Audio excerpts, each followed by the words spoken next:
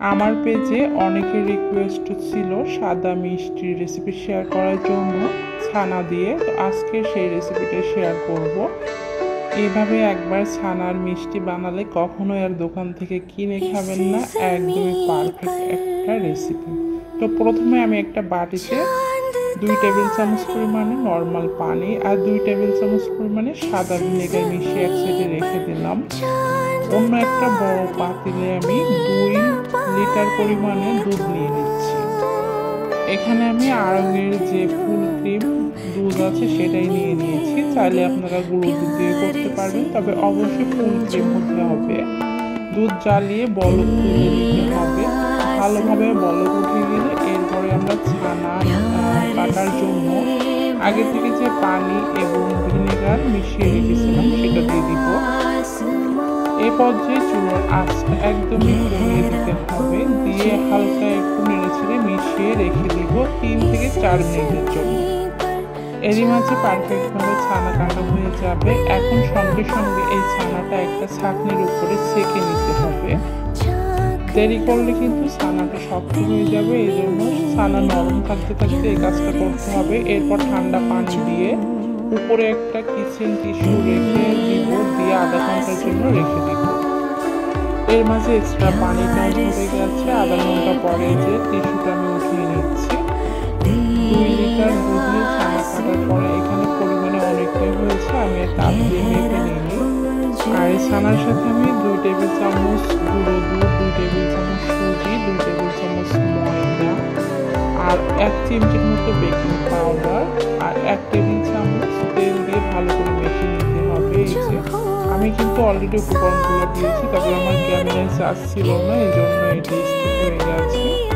এটা ডলে ডলে ভালো করে মেখে নিতে হবে, যেন ছানায় কোনো প্রকার দলা দলা ভাব না থাকে। একদমই মিহি হয়ে গেলে হাতটা ভালো করে ধুয়ে আপনারা মিষ্টি যেমন সাইজে করতে চান ঠিক তেমন করে এই যে ভাগ করে নিতে হবে। আর এই ছানার ভাগের ভিতরে যেন কোনো প্রকার বাতাস না থাকে সেদিকে খেয়াল রাখতে হবে। সবগুলো ভাগ করে নেওয়ার পরে এখন হাতের সাহায্যে আলতো করে গোল করে শেপ দিয়ে নিতে হবে। আমি এই মিষ্টির শেপগুলো বেশ বড় সাইজের দিয়েছি, সবগুলো এইভাবে করে বানিয়ে নিচ্ছি। আর মিষ্টির গায়ে কোনো প্রকার ফাটল আর দাগ যেন না থাকে সেদিকে খেয়াল রাখতে হবে। সবগুলো মিষ্টি বানানো হয়ে গেছে। এই যে আমি দেখে বুঝতে পারছি কেমন হয়েছে। এখন আমি মিষ্টির জন্য শিরা রেডি করবো।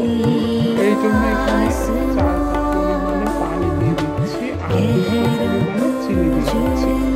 সাদা মিষ্টির জন্য শিরাটা যতটুকু চিনি দিবেন তার ডাবল পানি, সাথে ফ্লেভারের জন্য এলাচ দিয়েছি 3টা। এখন ঢেকে দিয়ে এই পানিটা বলক দিলে এরপর মিষ্টি দিয়ে দিব। আর অবশ্যই চিনিটা গলে গেলে তারপর মিষ্টি দিতে হবে। চুলার আঁচটা এই পর্যায়ে একদমই লো রাখতে হবে। এখন মিষ্টিগুলো দিয়ে দিচ্ছি। সবগুলো মিষ্টি দেওয়া হয়ে গেলে চুলার আঁচ হাই রেখে 5 মিনিটের জন্য জাল করে নিতে হবে। এর মাঝে মিষ্টির যে ঢাকনাটা সেটা কিন্তু খোলা যাবে না, 5 মিনিট হাই আছে জাল করতে হবে। এর মাঝে মিষ্টিগুলো ফুলে রান্না হয়ে যাবে।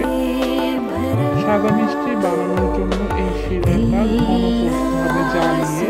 মিডিয়াম টু হাই আছে জ্বালিয়ে ঘন করে এরপরে পানিটা যখন একদমই কমে যাবে বা শিরাটা একদমই ঘন হয়ে যাবে, তখন আমি এখানে ফুটন্ত গরম পানি দিয়ে দিচ্ছি 1/2 কাপ পরিমাণে।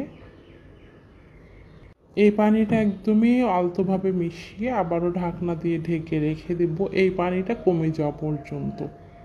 এভাবে করে প্রায় আমি 3 কাপ পরিমাণে পানি 6 বারে দিয়ে দিয়েছি। আর অবশ্যই চুলার আঁচটা মিডিয়াম টু হাই রাখতে হবে। আর মিষ্টির পরিমাপটা যদি আপনারা সঠিকভাবে করেন, মানে আমি যে উপকরণগুলো দিয়েছি, তাহলে একটা মিষ্টিও ভেঙে বা ফেটে যাবে না।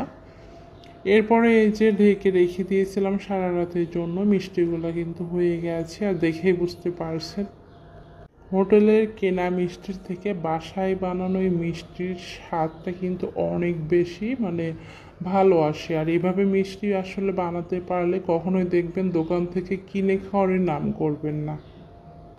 আজকের রেসিপিটা যদি ভালো লেগে থাকে অবশ্যই বেশি বেশি করে শেয়ার করে দিবেন। এখন এই সাদা মিষ্টিটা কেমন হয়েছে আমি কেটে শেয়ার করছি। আমার পেজে কিন্তু অনেকেই রিকোয়েস্ট করেছিল এই ধরনের মিষ্টি রেসিপি দেওয়ার জন্য, তো তাদের রিকোয়েস্ট রাখার জন্য শেয়ার করলাম। আর মিষ্টিগুলো কেমন হয়েছে আপনারা ভিতরটা দেখেও বুঝতে পেরেছেন। সবাই ভালো থাকবেন। আল্লাহ হাফেজ।